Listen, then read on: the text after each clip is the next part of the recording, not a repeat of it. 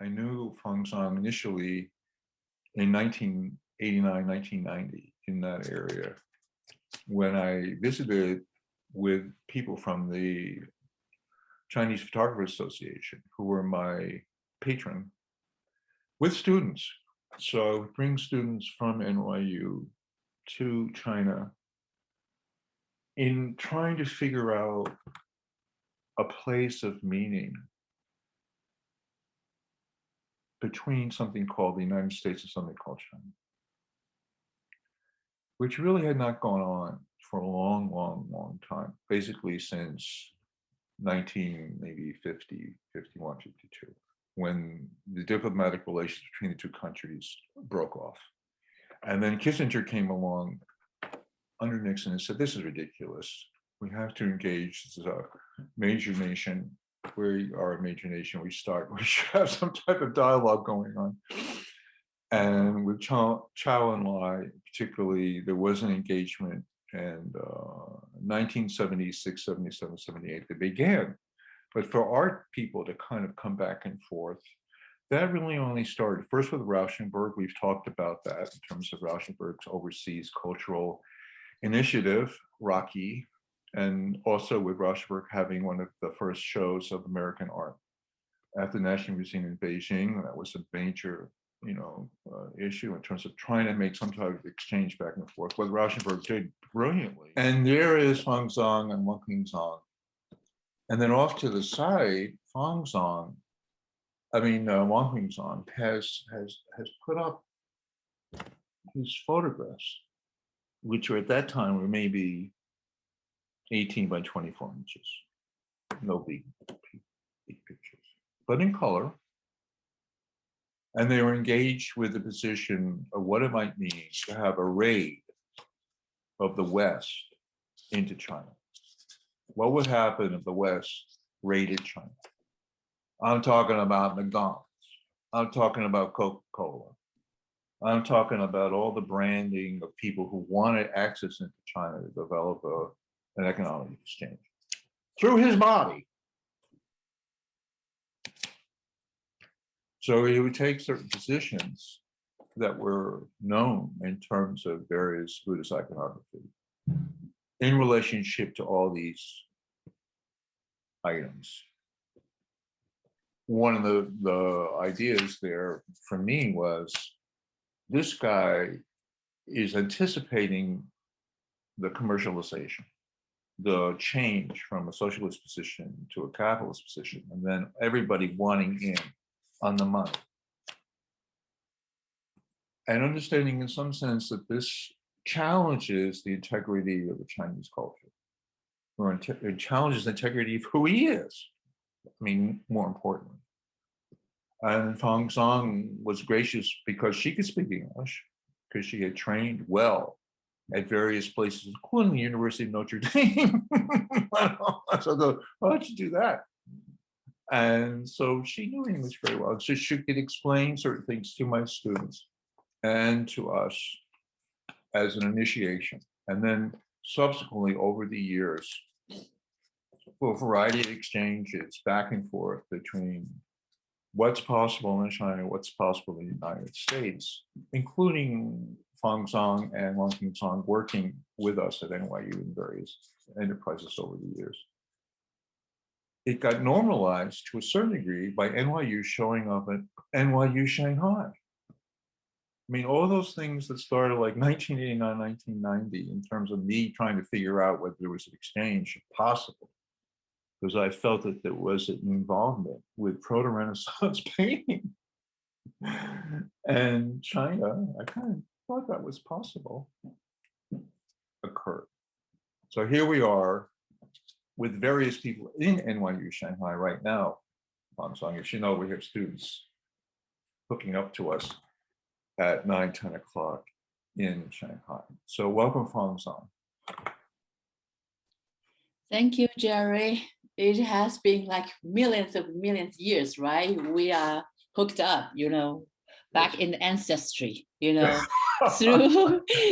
this cultural heritage. You shared a great memories about how you started to understand about China and how you came to China and how you developed all these interesting art programs through, NYU program outreaching projects. And that also brought me and Qingsong in together with all the NYU students over the last decades, right? That's how you, okay, I'm really honored to be here with you guys. And some of them I know quite, several of them, like Isabel, right? Isabel has been working with me on a photo research project, and David Ma, and he is David Ma. I met him, when my son Ruyang Wang entered NYU back in 2019. So he toured the school for us.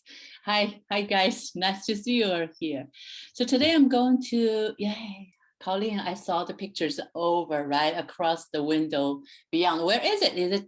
Is it somewhere?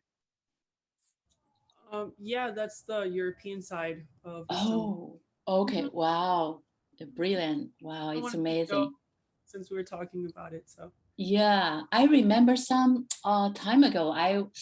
When was that? I think 2017 and 2018, both years, I took a Chinese art officials and curators and some collectors overseas to Israel. So we were boarding a high rise in that big city, and then we lived in the hotels in Jerusalem and Tel Aviv, and so we visited a lot of art schools, and so we were amazed at that Asian civilization over there.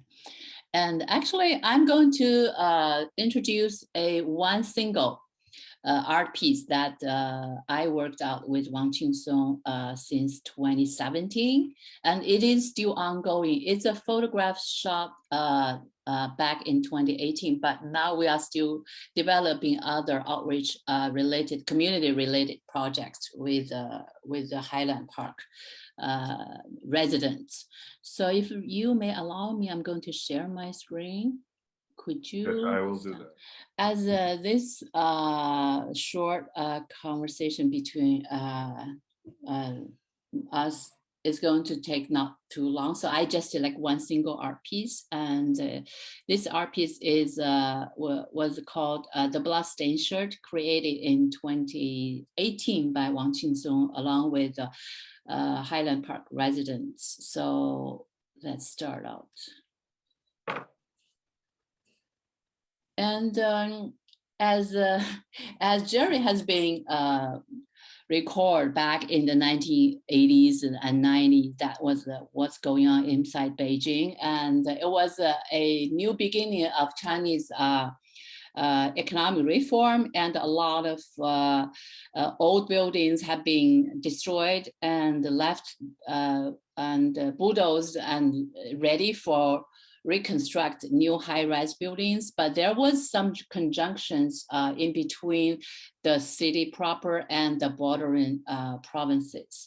So what Wang Qingsong has been thinking about since he moved to Beijing in the early 1990s, he was thinking about what will this economic reform and the booming of the industries will bring to the residents over, Beijing and its proper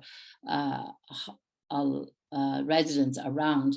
And so he lived in Beijing across different regions. He was but mostly on the borders, not in the city proper, say like within the second or third ring road. He was always on off the fifth ring road. And so he was like always having this eyewitness mindset, but also having a lot of critical perspectives and about the city developments, especially about the land, the property, and how the development project has been influencing the people's concepts about where to live and how to live in a urbanized city like Beijing. So as I said, Jerry met us in a very far out region in Tongzhou and in Songzhuang area. That was in the late 80s and 90s, was nothing but countryside and villages. But now it's developed. Even like Tongzhou now is the city, the center of the administrative of Beijing municipal government. So you see how the border has been broadened up, expanded over towards the borders, the other outskirts. And so Qingsong, he thought about how the people, the people living in the big cities and living in the borders have been thinking about where to seek out a nice living. Because most people who are now working in Beijing are not from Beijing proper, not from the city. A lot of people are coming from other provinces, other cities, and then they seek out opportunities to find out jobs. And so Qingsong lived in Beijing since 1993. And when the new millennium started to show up, and he was thinking, oh, the new century is coming in, and there must be a lot of great achievements to be planned out. So that's why he started to seek out how the dreams of the new residents, the so-called new people who are moving, the migrant people who are moving into the big city, how they are going to realize their dreams. But it turns out it's not a splendid, colorful, the idealistic picture like the government has been depicting for us. Once we step into the 21st century, everyone will be satisfied with this or that needs. But actually, still, this is a created set inside the film studio, but it's talking about how the traditional and the modern have intersections and how they conflict with each other. So in this Beijing film studio back in 2005, it took him a lot of skills to negotiate space. This space was never rented to individuals. Mostly they rent to foreign or big Chinese film projects. And this is the place where Kill Bill was shot. So that's one of the 4 large photo studios in Beijing. But now, because of the development project, this one was also destroyed and moved out. I don't think it was destroyed, but it was left not for film project anymore. And the Beijing Film Studio was now moved to outside the 6th or 7th Ring Road in Beijing. They probably sold the land, and then they started to build a new film studio arena, very far away, 30 miles away from Beijing. But this is Beijing Film Studio was situated on the 3rd Ring Road on the northwest side of Beijing. So we negotiated, we said, oh, we are going to make an advertisement for this or that companies, and we need to rent a studio for 1 or 2 months. And it took us a lot of time to convince the leader running the studio to allow us to use them. Because they can make a lot of money by renting the studio for months and months. Instead, we are just renting it for 1 month.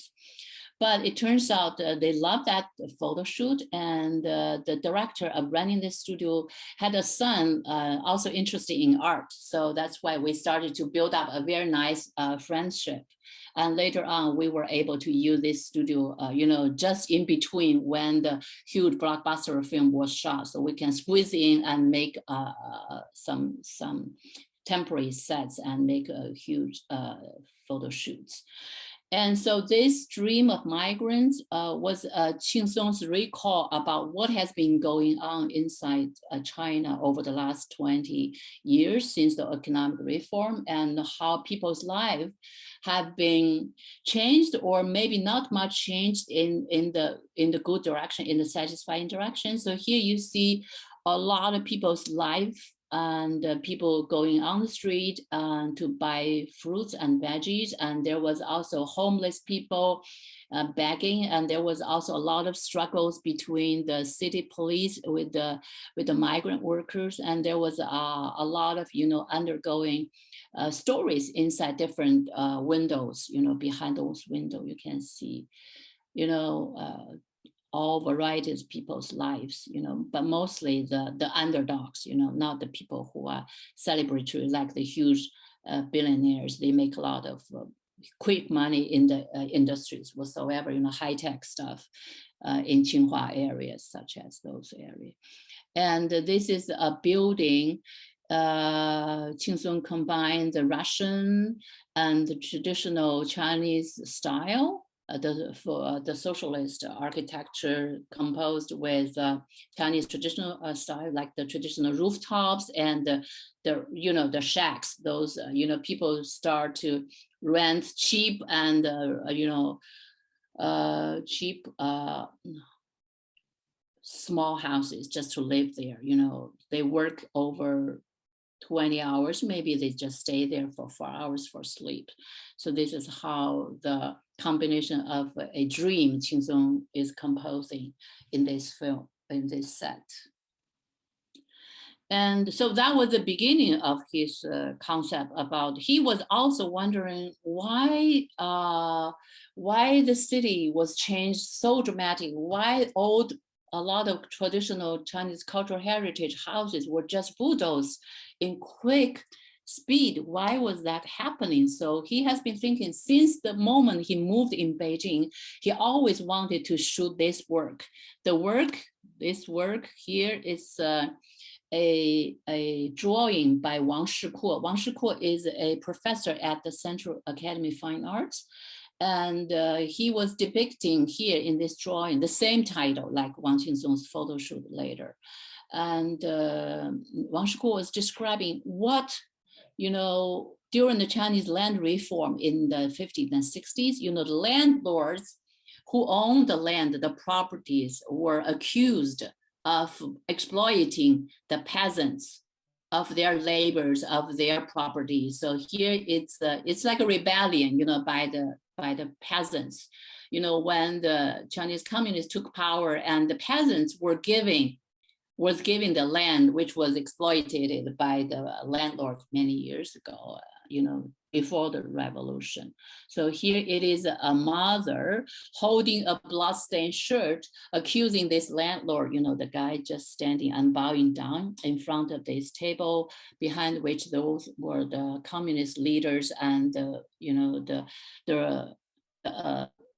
rebellious, the peasants. And alongside to the right were a lot of peasants who were being beaten up, being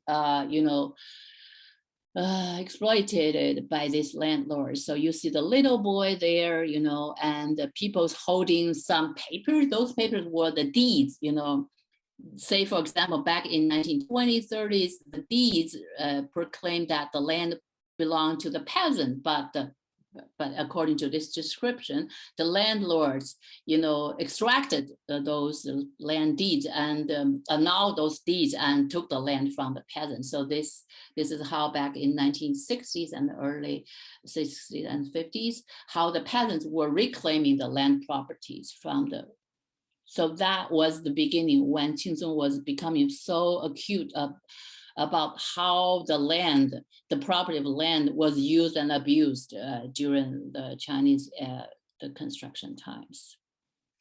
And let's see the next one. And just I think 2 weeks ago, I was auditing a talk by Fairbanks Center for Chinese Studies, Harvard University. And they were talking about the power over property in the Chinese society. So I want to use Matt Knoller's slides to address the significance. What's the meaning of land? Why land was so significant in the Chinese society? And here he said the land will lead to power, right? The power leads to land. So it's like two coins of the two sides of the same coin. So both communists and capitalists understand that wealth comes from the land, right? And land will produce powers. So I'm showing you this. So here there was a Huang Shiren. It's like a Chinese traditional play. In this play, there was this bad landlord who was asking the peasants to pay for his money supposedly owed to the landlord, because if the tenant rents the property of the land from the landlord, he has to pay, right? How much money, you know, annually. But this poor peasant couldn't pay, and he was forced by the landlord Huang Shiren to sell his daughter, and then the daughter was becoming, you know, the slave to this landlord, and then she finally escaped until the revolution leaders happened, and she was set free. So it was also a story talking about how bad the landlord was mistreating those tenants. So here you see this two steps, right? The landlords and the village heads, both of them are the owners of the properties and the land. They have the rights, but they through exploitation, there creates this social injustice, right? And then just through redistributing the land, which was the power to the government, the CCP, the Chinese Communist Party, realized that there was a social equity and social equality can be achieved, and then that can get rid of exploitations. So this is how I'm giving you this little bit background about the bloodstained shirt, originally described by Wang Shikuo, the professor at Harvard in 1950s. And because we moved to Michigan over the last 5 years, and Qingsong came to visit us quite often. And in 2017, he was awarded a fellowship by the University of Michigan. So he came over to explore Detroit area. You know, everyone knows Detroit was the manufacturing hot rendezvous, right, back in the 1920s and 30s and onwards. But it became dilapidated. It became a ruins Detroit. You know, there was a lot of photographer and artists describing Detroit as one of the dreams forgone and forgotten, and the cultural estate was just disappearing, and the traditional heritage was gone. And Qingsong came over to explore a lot of places in Detroit, but he didn't find any resonance until he discovered Highland Park. You know, Highland Park here, it is the border, right? This is a city inside Detroit. It's a small city with its own administration, but it's the land area is too tiny to be counted as significant. It has only now, I think, about 9,000 residents, and the size of it's just less than 3 square miles. So it's a tiny city, but imagine Highland Park back in 1960s was one of the most richest, most prosperous cities in all across China, all across the states. Why? Because Henry Ford established the first automobile assembly line back in 1920s. So Highland Park somehow is a city inside that provides this early industrialist the right to evade the tax. And so a lot of big companies and plants were built there. But later on, Henry Ford turned away, and then they moved their plants to somewhere else, and followed by many other big companies. And then Highland Park became a desolate place, and many residents could not find jobs, and so they have to go to other areas. And so Highland Park was just a empty land, and you can travel, you can ride a car in Highland Park within 15 minutes, and that is how the city is all about. And then you didn't find much people walking on the street, and all the former glamour was gone. You know, we were taken to visit some of the residential area. We can imagine, you know, back in 1960, how wonderful those, you know, traditional, those maybe Victorian styled houses, how they look like. It's beautiful, but now no one was living there. It's just like empty and dirty warehouses. And Qingsong came there and he found this former candy factory. It was called Sanders Confectionery Plant, but this factory was burned. It was burned down by fire for 3 days. I mean, the flames were flaring for 3 days without being stopped. I mean, a lot of police and a lot of fire truck came over, and it didn't stop the fire after 3 days. So it was a big scandal. It was saying someone was intentionally putting a fire. So it was an arson. So, but I don't know what's the result of the police report. But it was a former place that produces candies, chocolates, and cookie stuff. And it was a wonderful place to attract local resident children included. And it's a place for fun. It's a community place. But later, after the arson, this place was totally burned down, and there was nothing left there except those broken walls and closed doors and burned ashes. And so without finding out who owns the land, Qingsong sneaked through, and he found, this set, behind those facade, there was this broken down houses. Imagine that. And now it's still hanging there, I think. And probably it was already purchased by some, far-sighted real estate developers to be built something in the future. It's how big it is? It's like a 400,000 square foot. This factory is huge, but there were a lot of debris. It's a huge task to clean up this mess. But Qingsong found out this location. It's behind the buildings, and so somehow we found out through the local community people. We found out who the owner was, and through a couple of months negotiation, we settled a deal, and in the name of the University of Michigan. So we settled a deal to rent this site for a day shooting.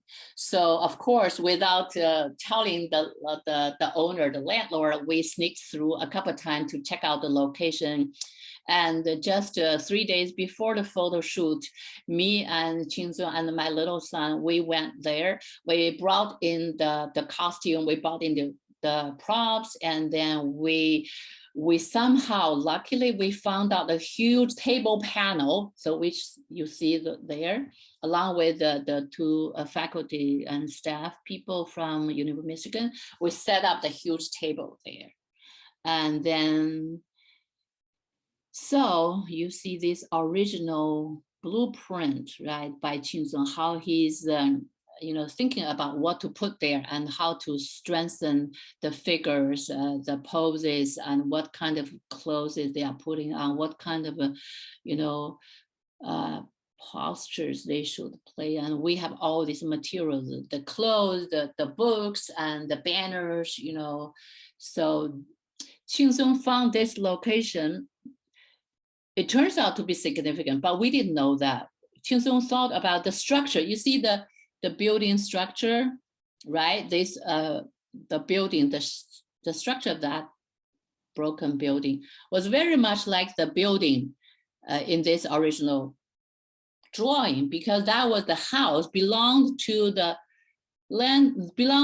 peasant, but was taken over by the landlord. So that was why the peasant came back to rebel and against the landlord and trying to reclaim their ancestors' house.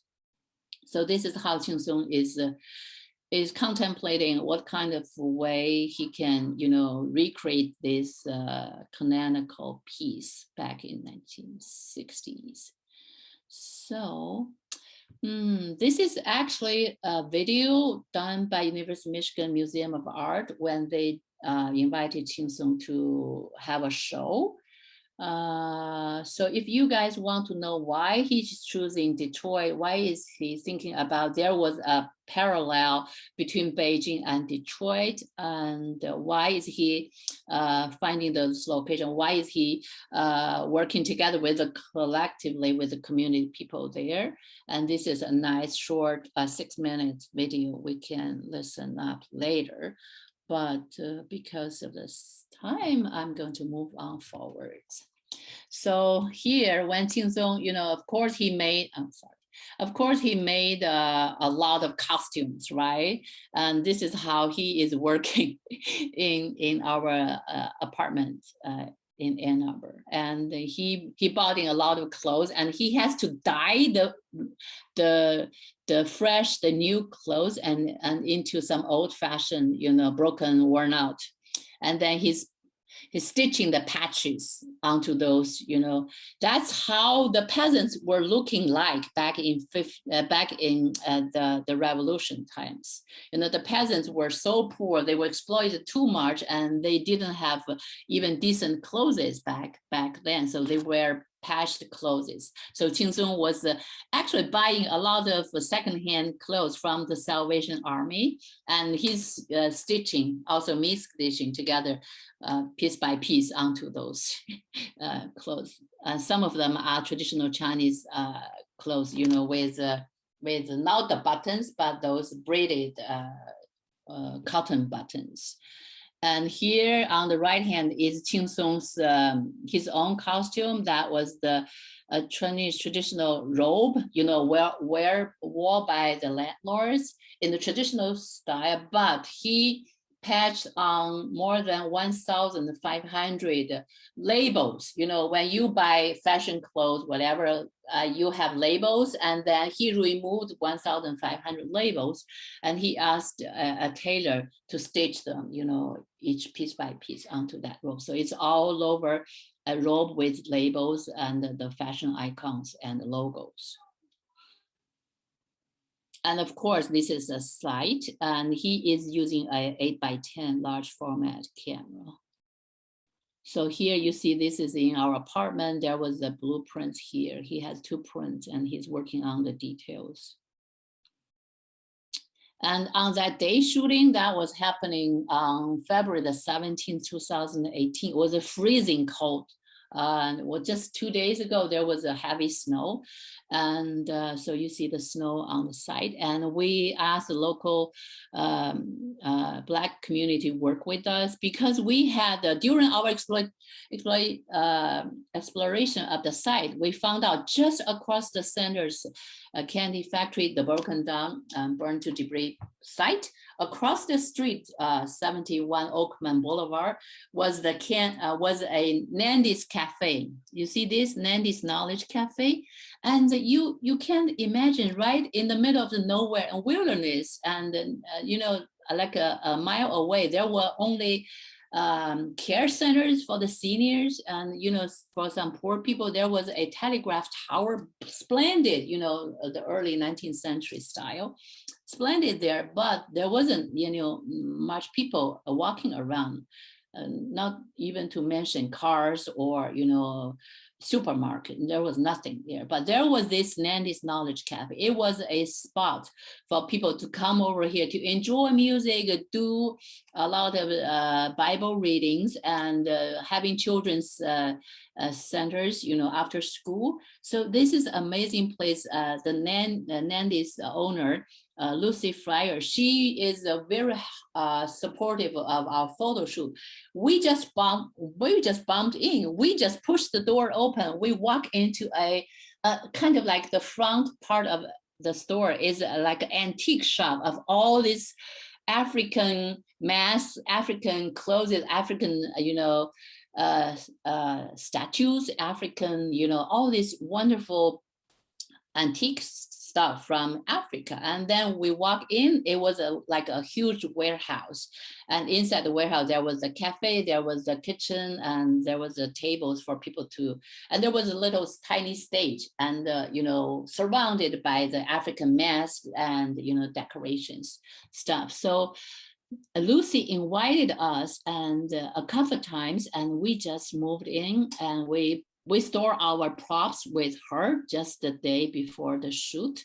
And we asked her, maybe a month ago to help us to find the local community people there to work with us on the photo shoot. And we actually ended up in coming there to do a presentation for people to know about Qingsong and his works. And so this is the day when we were shooting, and we had a big bus taking U of M faculty and staff over to Highland Park, and along with the community people there, we finished the shoot within a day, and the people there helped us to set up the banners, across the broken walls and buildings.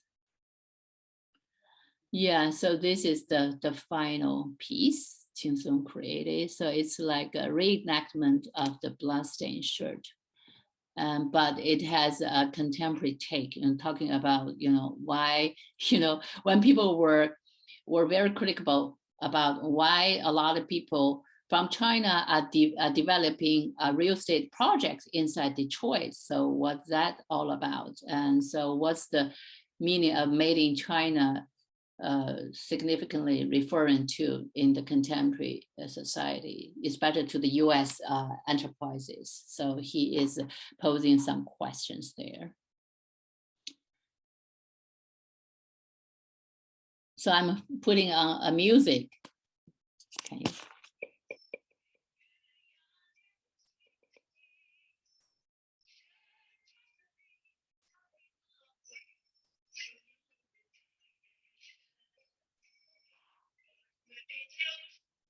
So I'm stopping there. And that was a music that was sung in the early 90s, 1980s, criticizing the landlord's bad deeds and celebrating the awareness of the peasant to rise up and fight back. So that was a lovely, lovely song. When Qingsong was sorry, I couldn't hear it. Oh, can you hear me? I mean, I can hear you, but I couldn't hear the song. Can you hear me now? Yeah, I can hear you. But the song, I couldn't hear the song. It was like really distant. I think maybe because of the headphones. I don't know. Okay, but I can put on that later. Okay. just so you know, just. Yes. Oh. And later, after the photo shoot, Qingsong was invited. Can you hear me now? I'm putting on the. Yeah, yes, we hear you very well. Okay, cool. I heard the music also very, very faintly. It wasn't, I just want to give you all sense about the land reform, giving you some backgrounds and also giving you some music that's happening around that times. Thank you. And this is the exhibition UMA, the Museum of Art in University of Michigan, made for Qingsong in a stand gallery. It's a gallery facing the street, and that was Michigan Union, and was a wonderful place. And a lot of students and city dwellers can just pass by and see the shows. On the glass windows was all these slogans and slogans created by the local residents. So we came back to the Nandy's Knowledge Cafe and invite the local community people there to speak about their dreams, speak about their suffering, speak about their voices. And so we collect this and made them into slogans and put them onto the walls. So this is just one art piece and was displayed for more than 3 months. Okay. So you see this robe, right? You see all those logos, and that's the bloodstained shirt, and with a huge blow-up print on one single wall.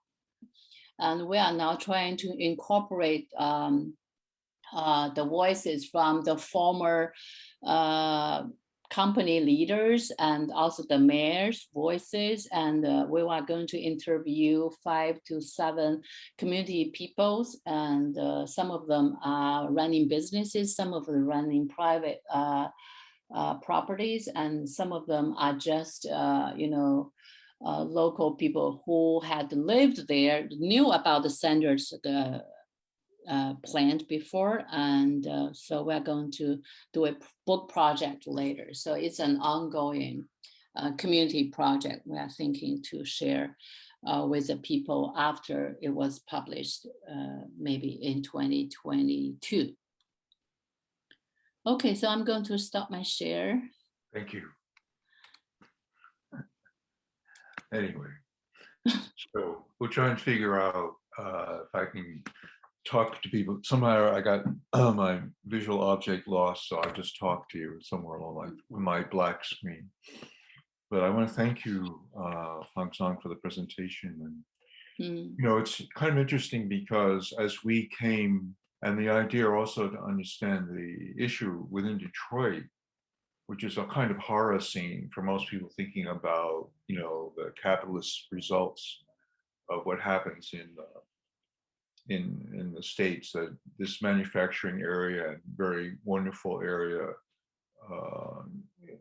self-destructed basically by people not feeling that the factories had any value any longer, and moving everybody, including the workers, out. The executives and the workers were out, and what was left is basically people hanging on somewhere along the line and trying to survive. So we know this in terms of certain aspects of work being developed in the United States. Certain photographers have worked there, and et cetera. But really, for a Chinese artist to show up and to engage with the local community, and then try and figure out its relationship to a drawing that was made in the 1950s in the Central Academy of Fine Art, it's great in terms of actually examining the history of China at the same time. So you're examining the history of China at the same time, but you're examining the history of the United States at the same time. This is just amazing, just as a kind of cultural crash, and also sameness. In other words, there's a distinction. He's wearing, a long traditional Mandarin robe. He's got all the labels from all the corporations, so 1,500 labels sewn in, let alone trying to get people from across the way that you stumbled into this cafe and said, okay, we got this thing happening on the other side of the fence. Do you want to join in? They said, okay, let's go. And they're making their own banners in relationship to the horror that they've known about in terms of what's happening, in terms of land exploitation that you knew about in terms of the early stages of the economic reform in Beijing. So that's great. Now I want to give people a chance to ask you questions. Yeah, I'm happy to take any questions. Yeah, because this course is about art and money. I didn't talk about the money part yet, but you guys are welcome to ask me any questions. What do you think, Mo? You want to ask a question, Mo Chen? Yeah, so I saw the chart when you show like land and labor. I actually studied a bit of that, but I'm just curious about like how the landlord will possibly end exploitation. Could you explain more on that a little bit? You mean in the 1959, in that times, during that times? Yes. Oh. Maybe I think I misunderstood, but like. Oh, I can only generalize because that's what I learned about. It's funny. Let me give you a little bit background. Qingsong's parents, I talk about Qingsong's grandparents. Qingsong's grandparents, his granddad was very rich back before the revolution, 1930s, 50s. And 40s. His granddad was a landlord himself. And they owned probably half of the village. but they didn't do anything wrong against the tenants. You know, they were welcoming the people who are poor to work with them, and then they pay them with grains and something, you know, to pay off their labor. And I also heard, you know, in Sichuan Academy of Fine Art, there was a collective effort to create the what's that called, 收租院, right? You know, also a description about all the statues of farmer peasants and a lot of peasants trying to fight back. You know, that was probably a history being written up.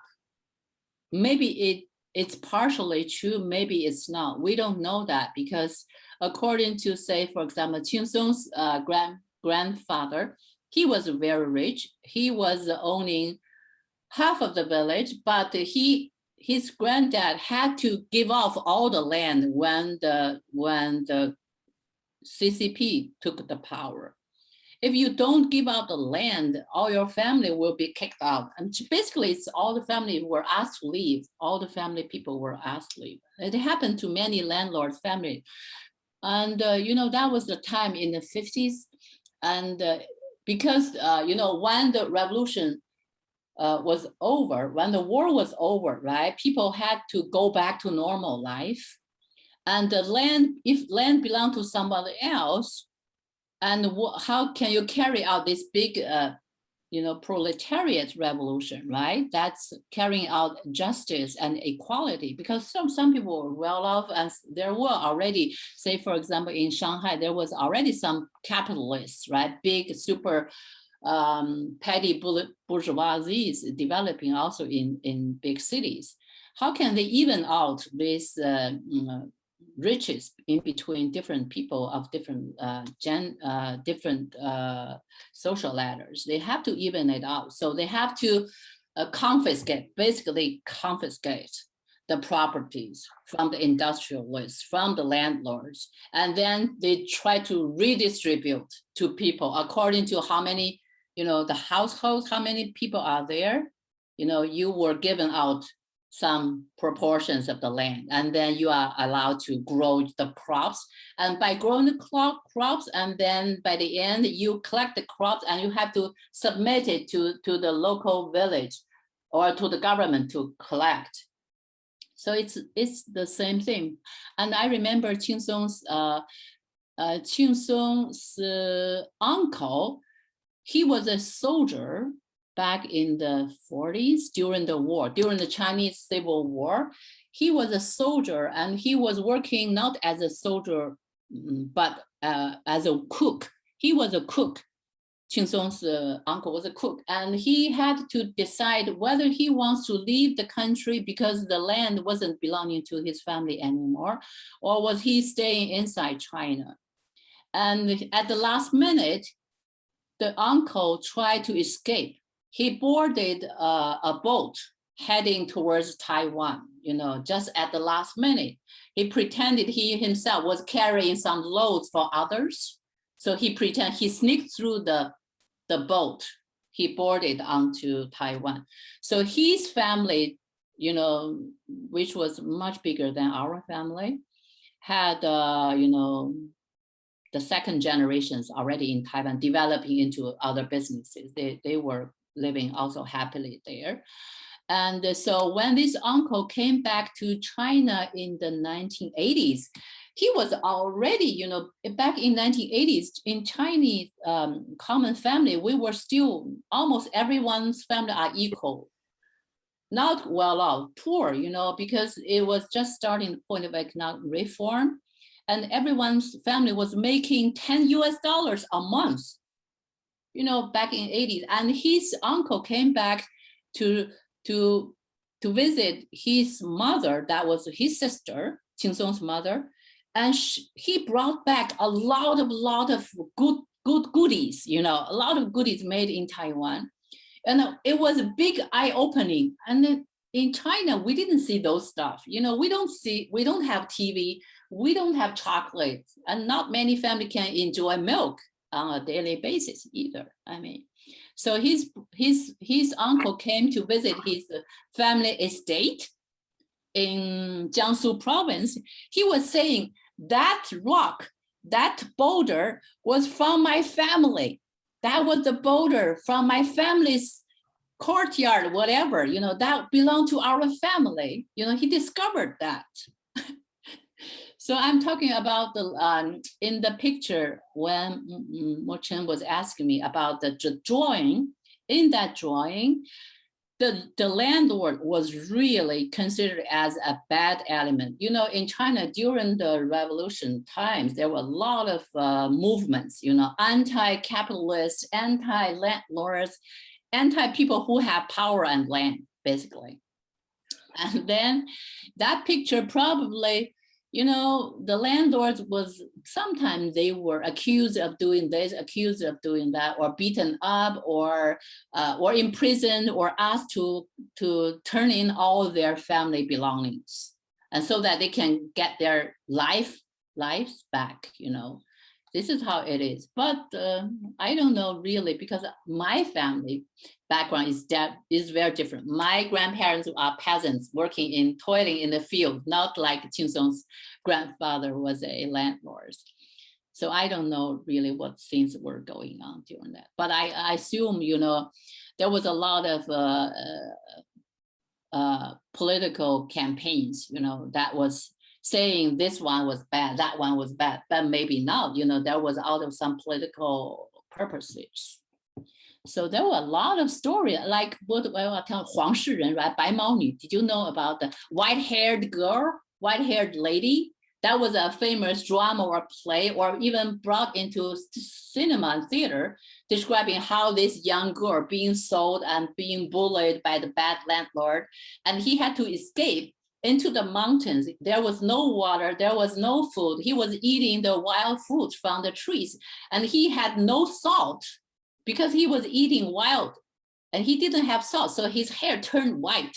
So until the Chinese Revolutionary armies came to save her, salvage her, she was able to come forward to accuse the landlord of doing this or that. Of course, by then his dad was already dead. His dad was so poor, and he had to sell his daughter as a tribute to the landlord. So there were a lot of you can discover a lot of stories by yourself. I mean, the history was written, rewritten, made, remade many times, and who knows what's left over. And so I'm amazed at how Qingsong can interpret the history different from the official documents. So he made another long piece called History of Monuments. He's posing the suspicions, don't evaluate, don't consider what you were told are correct. Don't even consider what you are seeing is correct or valuable or true. The truth doesn't get its own accounts. Nowadays there are so many manipulations and miscalculations. Well, that's a long, wonderful answer, really, a beautiful answer.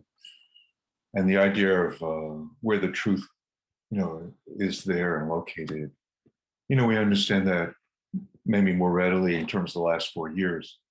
But as you have said, within China, it's really for the last maybe 60, 70 years that people have tried to figure out, some location of value and some location of let's say, a centering into a place which could be called truth, or something that could be trusted. But as the society moves so quickly, the actual speed. I mean, I did a show with Wang Qingsong and other people that you know about called Speed and Chaos in China, in which Wang Qingsong actually built a tower in the wheat fields outside of Beijing. But a tower, I mean a big tower. And in the construction of the tower and the destruction of the tower, he somehow escaped to the sky. He had the tower created, and then he had the tower destroyed, and somehow he escaped to the sky. So maybe in the sky there's some level of truth someplace along the line. Okay. Anybody else have a question? Anybody, please? I was wondering. Oh, I was wondering how Qingsong got the funding for his projects. Yeah, that is that was the fundamental question, right? Without funding, without money, how can you realize a big project like that? You know, especially in China, it's much easier.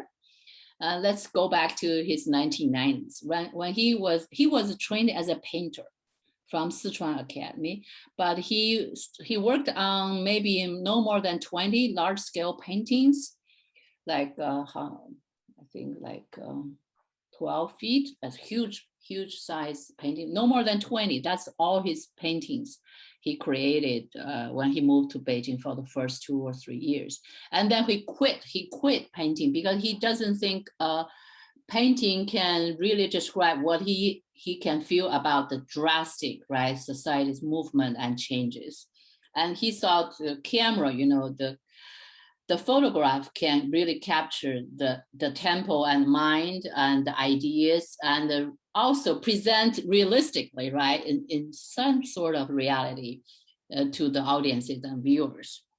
So he started to use photography in the 1996 onwards, and he doesn't have money. I mean, I'm the one as the photographer. I'm taking his portraits, and he's inviting some other people to work on Photoshop to put his head, put his body onto something else. So it's like basically a beginning of collage times. You know, he juxtaposed icons, Coca-Cola cans, McDonald's, you know, lampposts, whatever, you know, into his own body or the created imagery.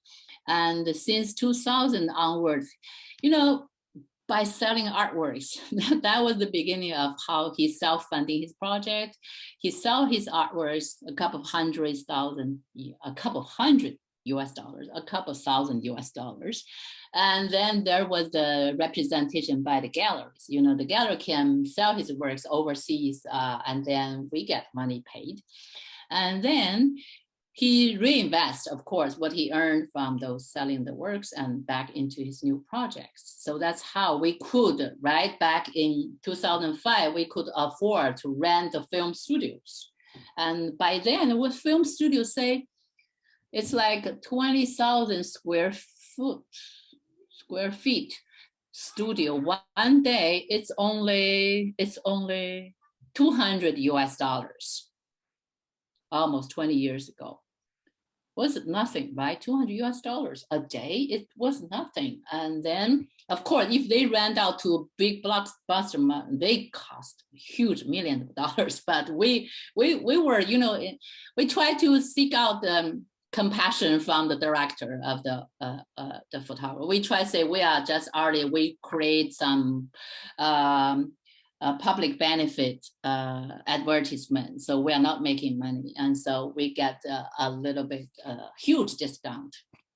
And then specifically for this photo project, and University of Michigan paid off, and we have both at that time we have Confucius Institute, also an organization within the University of Michigan, and we have the Center for Chinese Studies. We have some other, you know, here or there grants a little bit from the university. And Qingsong always Qingsong, when he creates the works, he doesn't include any of his creative cost or any of his own artist fee. He doesn't. All the money goes to pay off the leasing of the land and inviting the local residents. We pay off their lunch, and we paid off each of the local residents. They get $50 gift card. And then Qingsong also give them a small sized, the same photo work as a print. We give them as a gift. And so that's how the money, I mean, within how much? I think 10,000 US dollars, we did that photo shoot in Detroit, in Highland Park. Not much money, but of course he paid off the robe, you know, how he has to buy some clothes and remove the labels and ask also friends and relatives to cut off their labels and ship it to him. And then that robe, you know, it's so time consuming. He collect those labels over 2-3 years. And then he collected 1,500. And then, you know, to patch those, some labels are tiny bit, some labels are big. He patched those by asking someone, that's a lot of money. That's what, like 2,300 US dollars just for the patching of the robe. That's a lot of money. Human labor, yeah, when intensive human labor is involved, that's a lot of money. Maybe one more question. Anybody want to step forward? Anybody? David? I mean, excuse me, Luke, do you want to ask a question? Or Lucia? Anybody out there? Ask a question. Amy, do you want to ask a question? Well, I want to give other people a chance. I was just thinking, first of all, thank you so much for your beautiful presentation and for sharing that extraordinary work. What I was thinking about is one of the themes that we are engaged in right now is authentication and disavowal. Artists who later, like Katie Nolan, who later say that a work is no longer by them. And I'm thinking about those themes in a much larger geopolitical sense of what it is to move from a place that has a sense of avowal, a sense of identity, both personally and kind of nationally, and then to move to another place and then to recreate an understanding of it through the lens of the new place. And I don't know, it's a bit of an abstract question, but if you might have any comment for us on the work kind of in that framework, if anything comes to mind. Oh yeah, like you said, yeah, it's actually, yeah, it's like a challenging question for the artist. And first, you know, he was inspired, right, by the original drawing by Wang Shikuo, the professor. And he was inspired, so we really asked the daughter of Wang Shikuo to allow us to use that copyright, you know, during the show and also before the show, we wanted to use it as a blueprint. And so Wang Shikuo's family, the daughter, they have the foundation. They graciously allowed us to use that imagery. And so that's how Qingsong, you know, back in, you know, he has been thinking about to reshoot this, recreate this work from 1997, right? The moment when he started to use photography to create. And then, you know, he thinks about, you know, the parallel, you know, between Detroit and Beijing, in particular between Highland Park and Caochangdi. I think nobody knows about Caochangdi, but Jerry does, right? You know, like we told you, all across these last 4 decades, Qingsong has been moving from, you know, the one place outside Beijing to another, all across, you know, mostly the northeastern part of Beijing. And finally, he somehow, you know, through the manipulation of some land property development projects, he could secure a studio inside Caochangdi. Caochangdi was like a Highland Park inside Detroit. Highland Park is less than 3 square miles and same size as Caochangdi. Highland Park was desolate and deserted, similarly like Caochangdi. Caochangdi was once the, you know, when Beijing was the capital, was the emperor's location, right, in the Ming, Qing, Yuan dynasty. Caochangdi was the place where the emperors raised their horses. So it was also once prosperous and important places. But later on, it was deserted because it was too tiny to be supported by the government. And it's too tiny that they can, the real estate developer can find an interest. So it's tiny bit, and so somehow, you know, smart people just rent a tiny quarter of land and build 20 studios. And so this is how we had secured this studio for almost 20 years. And then Qingsong had a great resonance fund between Highland Park and Caochangdi, you know, both city inside the cities. And also, like you said, when we try to approach the local community, and when we try to convince the U of M why this work was important, what does it bring to the local community people there? How could we get the people's voices heard, and how could we get the people's compassion and love about, you know, working with a Chinese artist, you know, parachuting somewhere, you know, who knows who he is, right? Is he someone, you know, trying to sneak in and just like many other photographers use the ruins voyeurism or tourism, just trick us and he's gone? What is he doing here? So we get the region's allowance, and so the agreement is signed between the region of U of M with the landlord. That was a New York developer. He bought it online, $800 US. You know, the Sanders factory plant was ruined in 2012, and someone who was smart enough, I mean, $800. He bought the wasteland of the 400,000 square foot. You know, it's amazing. So when we try to cut a deal with this guy, and he's saying, oh, one day, $1,500 US for rent. And they said, no, it's not a problem. We cannot afford that. And this is a, you know, U of M, can we pay 800? So we cut off, and I mean, we sealed the deal, yeah. And then we are not allowing ourselves to just, you know, use the local community and just gone somewhere. And then that's why when this photo work was presented in WUMA, we try to go back. We go back a couple of times to the Nandy's Knowledge Cafe as a rendezvous for gathering the local community there.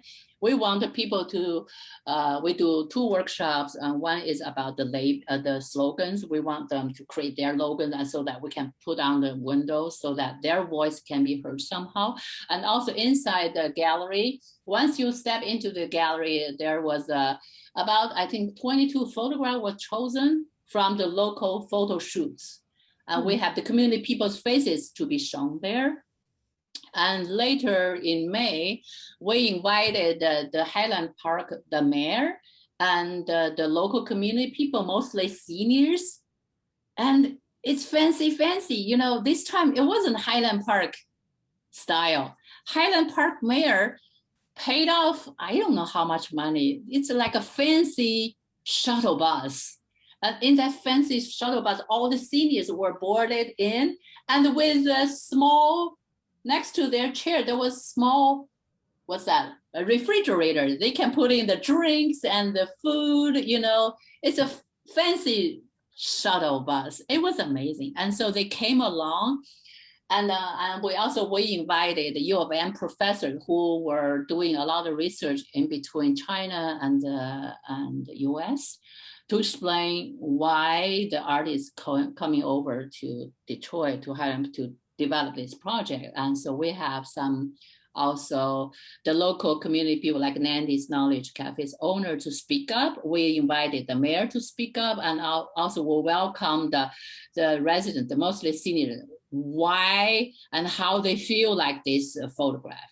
But actually, you know, the mayor of the Highland Park and the senior people, they were welcomed first time into WUMA, into the museum, into the gallery space. And they were assuming they were coming to see the history of Highland Park. They were assuming to come over to see the glory of their past.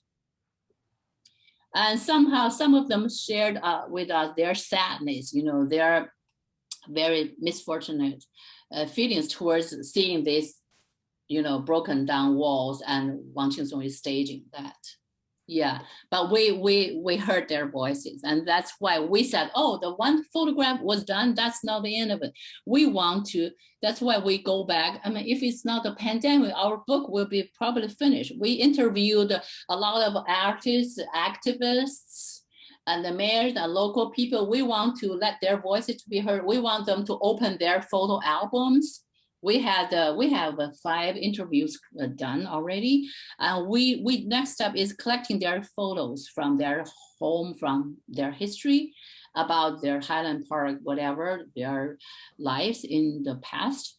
We want to incorporate into that book editing. And also we want to invite the mayor, administration to speak about what's the future plan, the vision for Highland Park. Yeah, so we don't want to, say this is just an artistic project by the artist himself. We want to say this is a collaboration between the artists and the community people. And we right now, me and the U of M, we are, during the pandemic, we work with the professor. We donated the masks, we donated PPEs to the Nandy's Knowledge Cafe. And also now I'm collecting a lot of history books, a lot of toys, a lot of, something. We have 3 packages stored already. We are going to ship it to the Nandy's Knowledge Cafe. And just inside Knowledge Cafe is a big warehouse. We want to set up a corner for Chinese culture.